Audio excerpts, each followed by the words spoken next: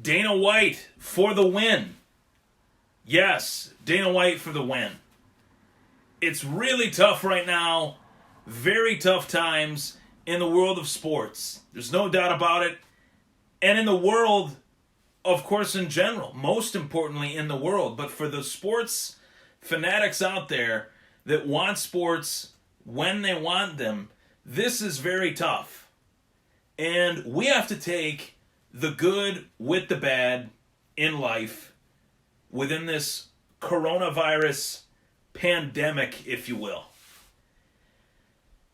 And the one thing that sports fans like myself had to chew on, Dana White trying to make this event happen, UFC 249 being canceled. The one thing we had as sports fans was the slight, small hope that the UFC and UFC 249 in particular would trudge along, that they would leave no stone unturned in making this fight card happen. Unfortunately, that was not to be. The powers that be within ESPN, within Disney, said, Dana White, you need to stand down. We can't have this. We can't have events on during a time like this, during a very, very serious time such as this. And such as these times, I should say. And I think what I've already noticed, whether it's on Twitter, whether it's on Facebook, Dana White, as jovial and as boisterous as he always is, slightly obnoxious as well, said, hey, I got an island for international fights. I got a place in California that approved us and said, hey, we're on a reservation. We're going to put the fights on here. Dana says, let's try it. Let's try to put these on. Let's try to make this happen. And I respect Dana for that. If there's ever a time to not talk crap about Dana White, this is as good a case as any. For Pete's sake, this is it.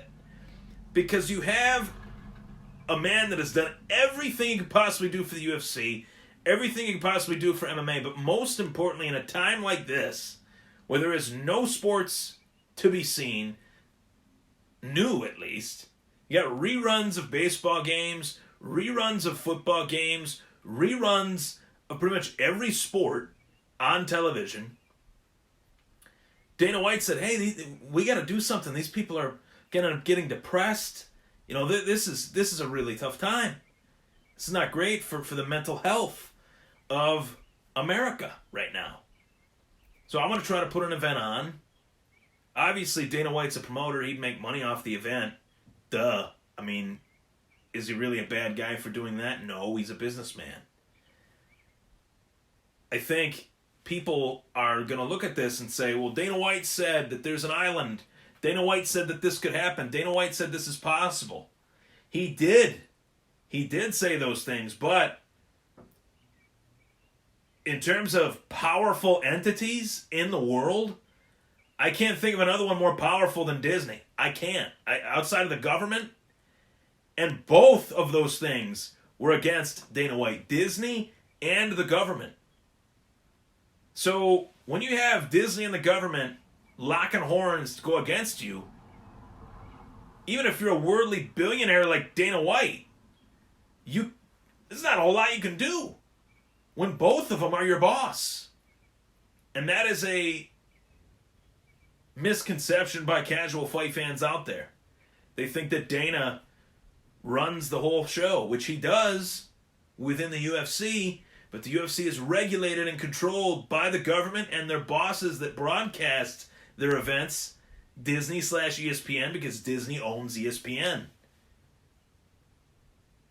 I'd like to think that Dana did everything he could possibly do to try to put this fight on, and oddly enough, the fight itself was not the fight that was originally offered to us. April 18th, that date was locked in for Khabib and Tony to fight, not Tony and Justin Gaethje.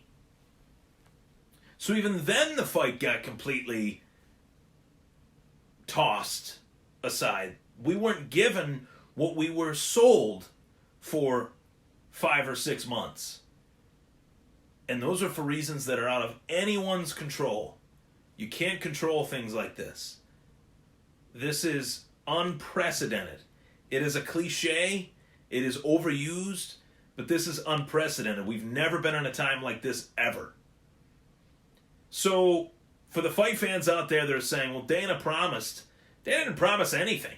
There was no promise. There was, hey, we are pretty confident that we're going to put this fight on. In terms of a promise, he did get the approval of the Takashi Palace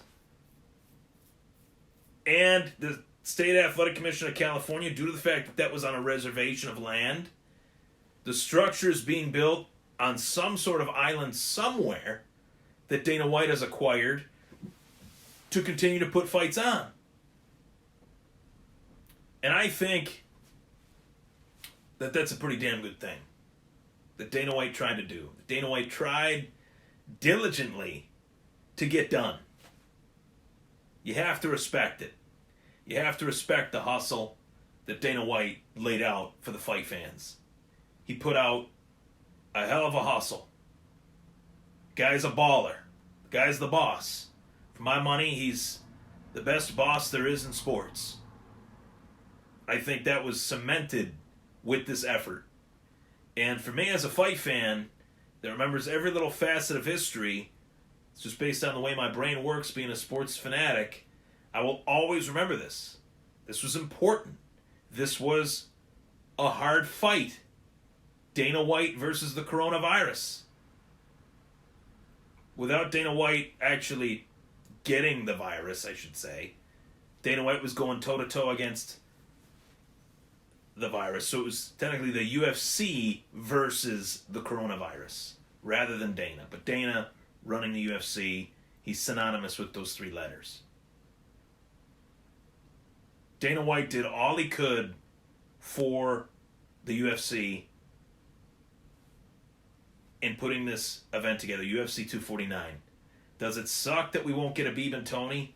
100%. But I guarantee you this, there is no one more upset about this than me. I was desperate for fights. Desperate for sports. And unfortunately, another one bites the dust in terms of sports. Hopefully, we can get back to some sort of normalcy within the next couple of months, but better safe than sorry. Thanks for tuning in, everybody.